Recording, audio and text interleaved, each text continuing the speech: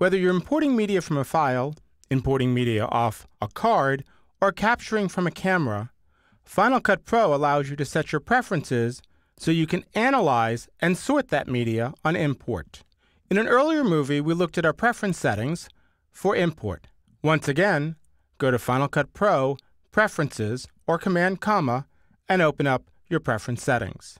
If you're not already on the Import tab, go ahead and click Import. Now I'm going to go down this list and give you an idea of some of the choices you'll have when you import or capture media. The first one is under Organizing. Copy files to Final Cut Events folder.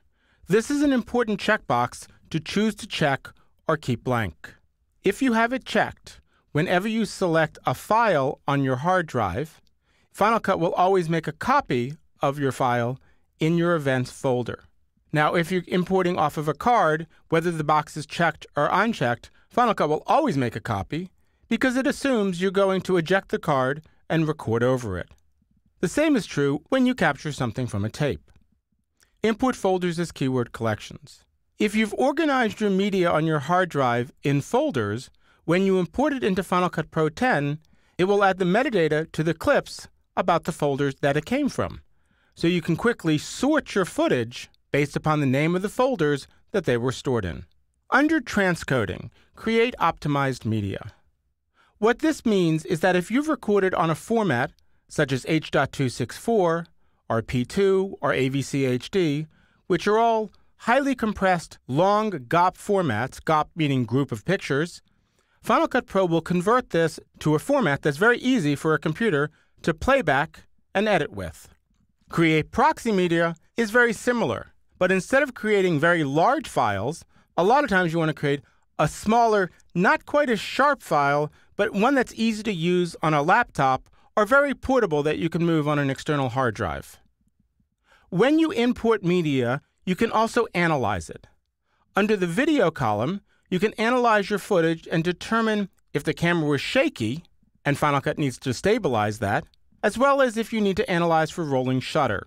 Now, rolling shutter is something you'll come across if you shoot with one of the DSLR cameras that are on the market. And rolling shutter is that waviness that sometimes happens when you pan the camera left or right, and the CMOS sensor can't quite catch up. Now, I know I'm using a lot of jargon, but as you go forward editing with Final Cut Pro, a lot of this language will become second nature. You can also have Final Cut analyze the footage to make sure that the color is balanced, that it's not too blue from too much daylight coming in, or not too gold from too much indoor light. It can also analyze the footage and determine if there's people in the shot. And when you select Find People, not only will it determine if they're in the shot, it will also analyze whether it's a single shot, a two-shot, or a group shot. Further, it will also try to determine if it's a close-up, a medium shot, or a wide shot. So if you select Find People, I would also recommend you have it consolidate the results and create smart collections, which means you'll see images like this, medium shot, one person, two person, and wide shot, so you can quickly search your footage. Finally, when importing your video or capturing off of tape, Final Cut can analyze and fix audio problems.